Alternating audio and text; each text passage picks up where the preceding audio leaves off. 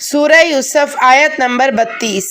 کہا یہی ہے وہ کہ جس کے معاملے میں تم نے مجھے ملامت کی تھی، اور البتہ تحقیق میں نے اس سے دلی خواہش ظاہر کی تھی، پھر اس نے اپنے آپ کو روک لیا، اور اگر وہ میرا کہنا نہ مانے گا تو ضرور قید کر دیا جائے گا اور ذلیل ہو کر رہے گا۔ آیت نمبر 33۔